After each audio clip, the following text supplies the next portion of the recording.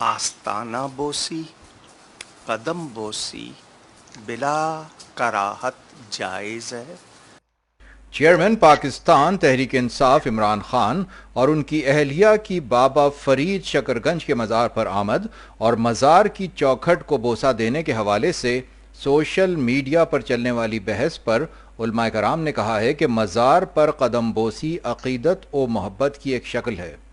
ممتاز عالم دین علامہ کوکب نورانی اوکاڈوی نے نیوز پاکستان سے خصوصی گفتگو کرتے ہوئے کہا کہ قدم بوسی سعادت، عقیدت اور محبت کی ایک شکل ہے۔ قدم بوسی میں شکل سجدے کی ہو جاتی ہے لیکن یہ سجدہ نہیں ہوتا، لیکن ایک شخص کی وضاحت کے باوجود اس کے اس فعل کو سجدہ قرار دینا ظلم و زیادتی اور عناد کے سوا کچھ نہیں۔ ہماری شریعت دین اسلام میں سجدہ عبادت صرف اور صرف اللہ تعالیٰ کے لیے ہے، اور سجدہ تعظیم کسی کو کرنا زندہ یا مردہ کو حرام ہے۔ پہلی شریعتوں میں جائز تھا، لیکن آستانہ بوسی، قدم بوسی بلا کراہت جائز ہے، سعادت ہے، عقیدت ہے، محبت ہے، سجدہ نہیں۔ کیونکہ قدم بوسی میں بھی شکل سجدے کی سی ہو جاتی ہے، جیسے ماں کے قدم چومنا، ایسا ہے جیسے جنت کی چوکھٹ کو بوسہ دینا۔ تو جو ماں کے قدم چومنے کے لیے جھکے گا، شکل سجدے کی سی ہو جائے گی، اور دیکھنے والا گمان کرے گا سجدہ کر رہا ہے جبکہ اگلا قدم بوسی کر رہا ہے۔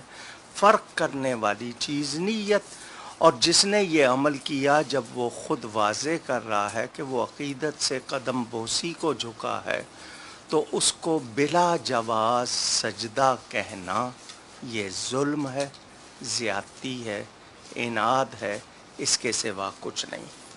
میں نے یہ 2 کتابیں لکھی ہیں، مزارات و تبرکات اور ان کے فیوضات، اور دوسری کتاب قبر کے احکام اور آداب۔ اس میں نے احادیث نقل کی ہیں۔ مسند احمد میں حدیث موجود ہے، اور ابن عساکر میں موجود ہے، المستدرک میں موجود ہے۔ حضرت ابو ایوب انصاری رضی اللہ تعالی عنہ، جن کو میزبان رسول صلی اللہ علیہ وسلم بھی کہا جاتا ہے، وہ حضور صلی اللہ علیہ وسلم کی قبر پر آئے، انہوں نے قبر پر منہ رکھا، بوسہ دیا، اور یہ چیز حدیث میں موجود ہے۔ آستانہ بوسی، بوسہ زن بر آستانے کا ملے، یہ مولانا روم اور علامہ اقبال کے کلام میں موجود ہے۔ تو بوسہ دینا اور بات ہے، سجدہ کرنا اور بات ہے، دونوں میں فرق کرنے والی چیز نیت ہے، اور نیت ایک شخص واضح کر رہا ہے، اس کے بعد اسے یہ کہنا کہ نہیں وہ سجدہ کر رہا ہے، بوسہ نہیں دے رہا، تو یہ زیادتی ہے۔ واضح رہے، آستانہ بوسی، قدم بوسی بلا کراہت جائز ہے۔